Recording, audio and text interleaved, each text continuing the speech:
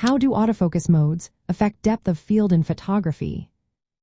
Imagine capturing a moment where the subject is perfectly sharp, but the background blurs beautifully. Autofocus modes play a big role in making that happen. They don't directly change how much of the scene is in focus, but they influence how focus is set and maintained on your subject.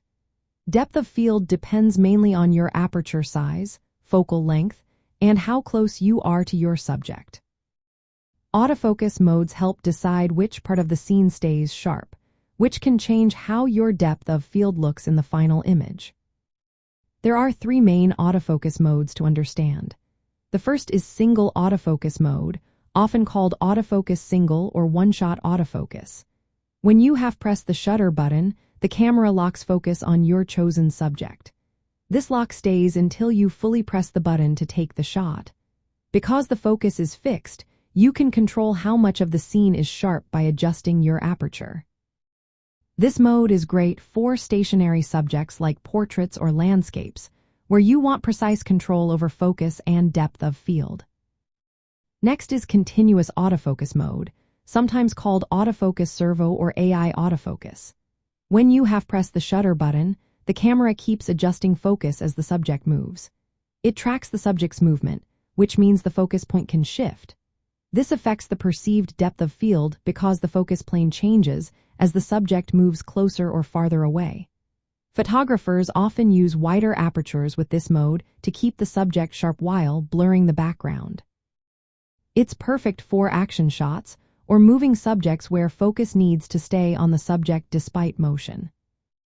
The third is automatic or hybrid autofocus, often called autofocus automatic or AI focus.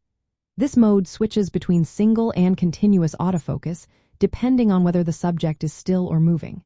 It offers flexibility when the subject's movement is unpredictable.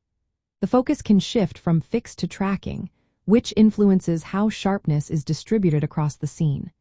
Knowing which autofocus mode your camera is using helps you plan your shot better.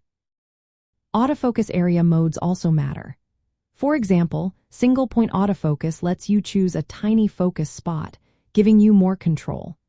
Dynamic area autofocus tracks a moving subject within a larger focus zone. These choices work with autofocus modes to decide exactly where the camera focuses.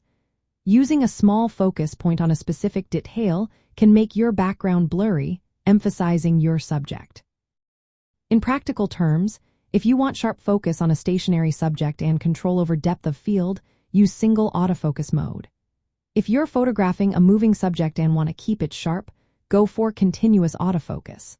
When the subject moves unpredictably, hybrid autofocus can be a good choice. Remember, these modes influence how focus is acquired and maintained, which affects how sharpness and blur are perceived in your images. They don't change your aperture or focal length directly, but they help you use those settings more effectively to create the look you want.